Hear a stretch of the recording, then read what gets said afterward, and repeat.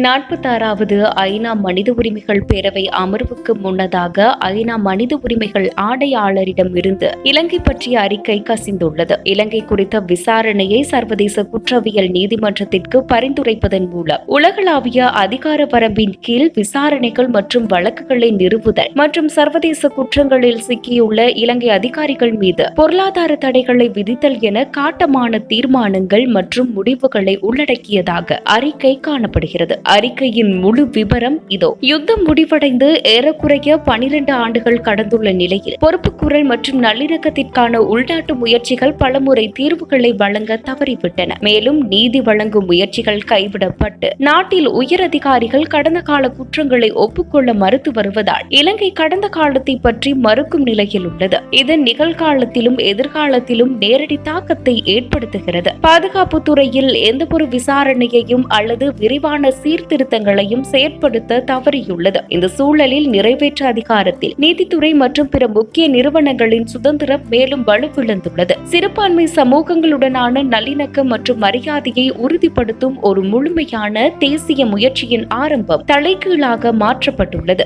ஐநா தீர்மானம் 30 வாக்குறுதி அளிக்கப்பட்ட மீண்டும் நிகழாமை என்ற உத்தரவாதங்களை அடைவதற்கு பதிலாக இலங்கையின் தற்போதைய போக்கு கடுமையான மனித உரிமை மீறல்களுக்கு வழிவகுத்த கொள்கைகள் மற்றும் நடைமுறைகள் மீண்டும் நிகழ்வதை எடுத்து காட்டுகிறது. இதேவேளை COVID-19 தொற்று நோயின் சவால்களை எதிர்கொள்வதை முழுமையாக பாராட்டும் அதே வேளையில் கடந்த ஆண்டு இடம்பெற்ற நடவடிக்கைகளில் உயர்ஸ்தானிகர் ஆழ்ந்த அக்கறை கொண்டுள்ளார். இது மோசமடைந்து வரும் மனித உரிமை நிலைமை மற்றும் எதிர்காலத்திலும் உரிமை மீறல்களுக்கான அபாயத்தின் தெளிவான ஆரம்ப எச்சரிக்கை அறிகுறிகளை குறிக்கிறது. எனவே இதனை தடுக்கும் வலுவான நடவடிக்கைக்கு அழைப்பு விடுக்கப்படுகிறது. 2030 நிகழ்ச்சி நிரலுக்கு அரசாங்கத்தின் அர்ப்பணிப்பு இருந்த போதிலும் தமிழ் மற்றும் முஸ்லிம் சிறுபான்மையினர் ஓரங்கட்டப்பட்டு தேசிய பார்வை மற்றும் அரசாங்க கொள்கையில் இருந்து விலக்கப்படுகிறார்கள். அதே நேரத்தில் மிக உயர்ந்த மாநில அதிகாரிகளிடமிருந்து பிளவுபடுத்தும் மற்றும் பாகுபாடான சொல்லாட்சிகள் மேலும் பிரிவினை மற்றும் வன்முறையை உருவாக்கும் அபாயங்களை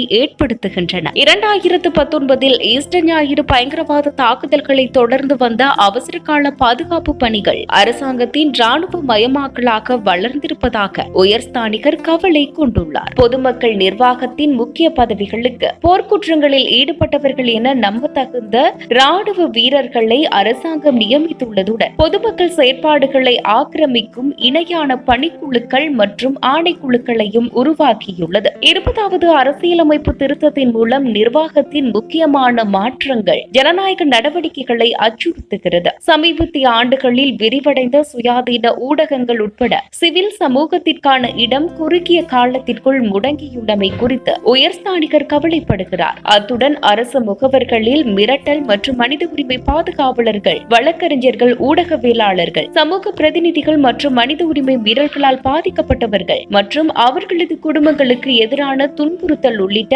அனைத்து வகையான நடவடிக்கைகள் கண்காணிப்புகளையும் உடனடியாக முடிவுக்கு கொண்டு வருமாறு உயர்ஸ்தானிகர் அதிகாரிகளை கேட்டுக் கொள்கிறார். மேலும் முறையான சிவில் சமூக நடவடிக்கைகளை வலியுறுத்துகிறார். எனவே மனித உரிமைகள் சபை இதற்கு முன்னர் 2 முறை உள்நாட்டு பொறுப்புக்கூறல் மற்றும் நல்லிணக்க முயற்சிகளுக்கு தனது ஆதரவை இலங்கைக்கு கொடுத்துள்ளது. தீர்மானம் 30 அதன் உச்சகட்டமாக பார்க்கப்படுகிறது. சர்வதேச குற்றங்கள் மற்றும் கடுமையான மனித உரிமை மீறல்களுக்கு பொறுப்புக்கூறலுக்கான ஒரு அர்த்தமுள்ள பாதையை தொடர அரசாங்கம் இப்போது அதன் இயலாமை மற்றும் விருப்பமின்மையை நிரூபித்துள்ளது. அதற்கு பதிலாக அடிப்படையில் வேறுபட்ட அணுகுமுறையை அடையாளம் காட்டியது. இது இழப்பீடு மற்றும் வளர்ச்சியில் கவனம் செலுத்துகிறது. ஆனால் பாதிக்கப்பட்டவர்களுக்கு உண்மை, நீதி மற்றும் அவர்களின் உரிமைகளை மறுக்கப்படுகிறது. 3 முக்கியமான காரணங்களுக்காக மனித உரிமைகள் பேரவை இலங்கை மீது மேலும் நடவடிக்கை எடுப்பது மிக முக்கியமாகும். முதலாவதாக, கடந்த கால சூழலில் தப்பி பிழைத்த பல்லாயிரக்கணக்கானோரின் வாழ்க்கை துணைவர்கள், பெற்றோர்கள், பிள்ளைகள் மற்றும் பிற உறவினர்கள் தங்கள் அன்புக்குரியவர்களின் எதிர்காலத்தை தீர்மானிப்பதும் நீதியை வழங்குவதும் அவசர கால இழப்பீடுமாகும். இரண்டாவதாக, பொறுப்புக்கூறல் மற்றும் நல்லிணக்கத்தை முன்னெடுப்பதில் தோல்வியானது 2030 நிகழ்ச்சி நிரலுக்கு ஏற்ப நிலையான அமைதி, மனித மற்றும் பொருளாதார வளர்ச்சிக்கான வாய்ப்புகளை குறைமதிப்பிற்கு உட்படுத்துகிறது மற்றும் எதிர்காலத்தில் மனித உரிமை மீறல்கள் மற்றும் மோதல் போக்கின் தொடர்ச்சியான வடிவங்களை கொண்டுள்ளது. இறுதியாக, இந்த அறிக்கையில் முன்னிலைப்படுத்தப்பட்ட விடயங்கள் ஐக்கிய நாடுகள் சபை, மனித உரிமைகள் சபை உட்பட அதன் செயற்பாடுகளின் அடிப்படையில் மீண்டும் ஒரு முக்கியமான சவாலாக உள்ளன. இலங்கையில் 2009 பின்னரான ஐக்கிய நாடுகள் சபையின் நடவடிக்கைகள் குறித்து சுயாதீனமாக மதிப்பாய்வு செய்யப்பட்டது. மோதல் முடிவுக்கு வந்ததால் தடுப்பு நிகழ்ச்சி நிரலில் முறையான தோல்வி ஏற்பட்டது. சர்வதேச சமூகம் அந்த தவறுகளை மீண்டும் செய்யக்கூடாது அல்லது பிற சூழல்களில் கடுமையான மீறல்களுக்கு பொறுப்புணர்வை தடுக்கவும் அடையவும் அதன் முயற்சிகளை குறைமதிப்பிற்கு உட்படுத்தும் ஒரு முன்னுதாரணத்தை அனுமதிக்க கூடாது. 2030 நிகழ்ச்சி நிரலுக்கான அரசாங்கத்தின் உறுதிப்பாட்டை உயர்ஸ்தானிகர் வரவேற்கிறார். அமைதி, கட்டமைத்தல் மற்றும் மறுசீரமைத்தல் போன்ற சில நடவடிக்கைகளை தொடர வேண்டும். ஆனால் இலங்கை நல்லிணக்கத்தை உறுதி செய்த நிறுவனமயமாக்கப்பட்ட மற்றும் முறையான தண்டனையற்ற கலாசாரத்தை திறம்பட நிவர்த்தி செய்தால் மட்டுமே நிலையான வளர்ச்சி மற்றும்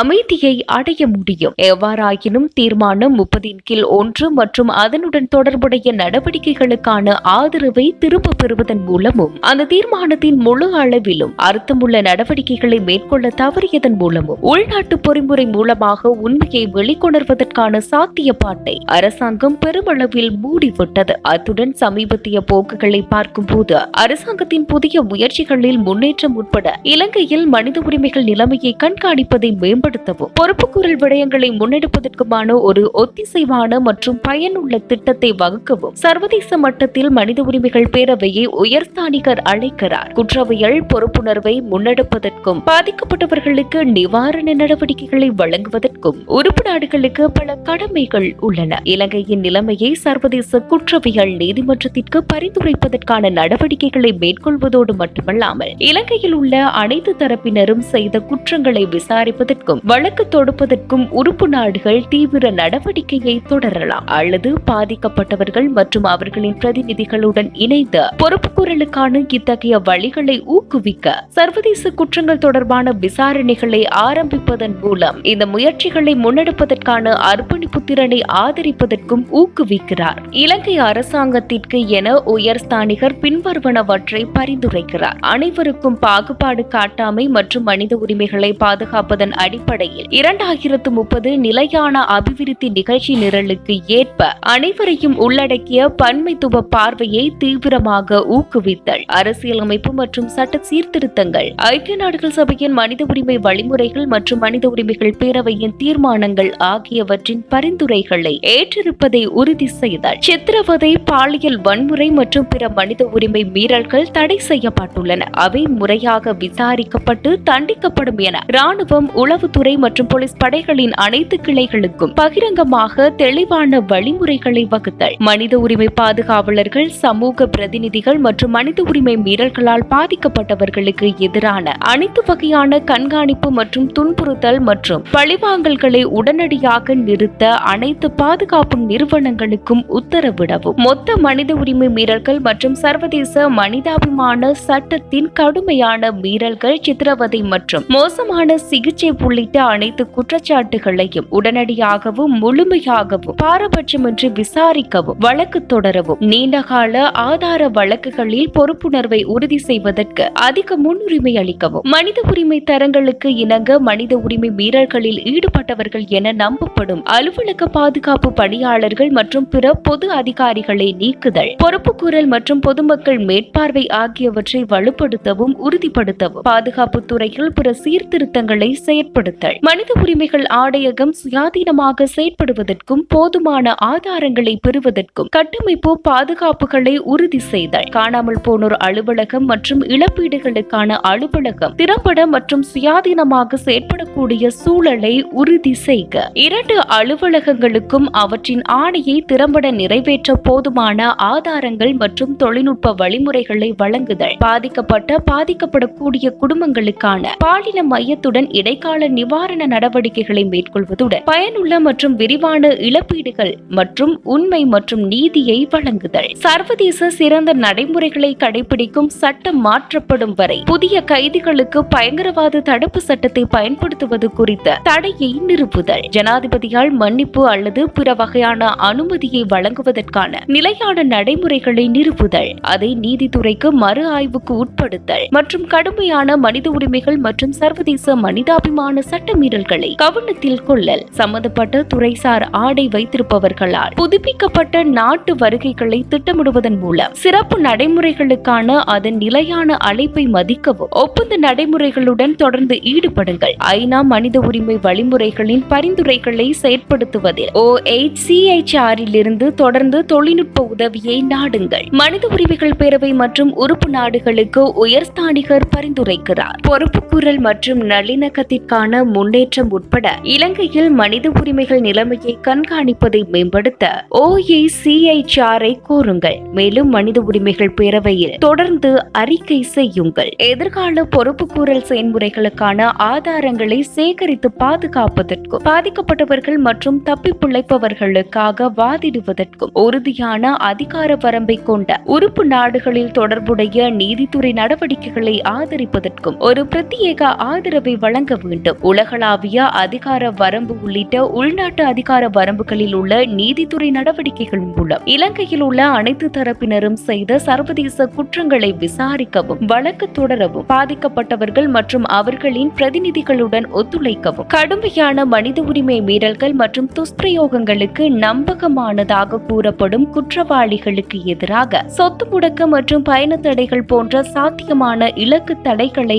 ஆராயுங்கள். இலங்கை காவல்துறை மற்றும் ராணுவ பரிமாற்றங்கள் மற்றும் பயிற்சி திட்டங்களுக்காக அடையாளம் காணப்பட்ட ராணுவ வீரர்களுக்கு கடுமையான சோதனை முறைகளை பயன்படுத்துங்கள். சிவில் சமூக முன்முயற்சிகள் மற்றும் இழப்பீடு மற்றும் பாதிக்கப்பட்டவர்களின் உதவிக்கான முயற்சிகளுக்கு முன்னுரிமை அளித்தல் மற்றும் பாதிக்கப்பட்டவர்களுக்கும் அவர்களது குடும்பத்தினருக்கும் அவர்களின் இருதரப்பு மனிதாபிமான செயற்பாடு மற்றும் உதவித்தொகை திட்டங்களுக்கு உதவ முன்னுரிமை அளித்தல். பழிவாங்கல்களை எதிர்கொள்பவர்களை பாதுகாப்பதற்காக இலங்கை நாட்டினருக்கான புகலிட நடவடிக்கைகளை மறுபரிசீலனை செய்யுங்கள் மற்றும் சித்திரவதை அல்லது பிற கடுமையான மனித உரிமை மீறல்களின் உண்மையான அபாயத்தை முன்வைக்கும் வழக்குகளில் எவ்விதமான மறுசீரமைப்பையும் தவிர்க்கவும். ஐக்கிய நாடுகளின் நிறுவனங்களுக்கு பின்வரும் விடயங்களை உயர்ஸ்தானிகர் பரிந்துரைக்கிறார். மனித உரிமைகள் தொடர்பான செயலாளர் நாயகத்தின் அழைப்பு இலங்கையில் உள்ள அனைத்து ஐக்கிய நாடுகளின் கொள்கை மற்றும் திட்டவட்டமான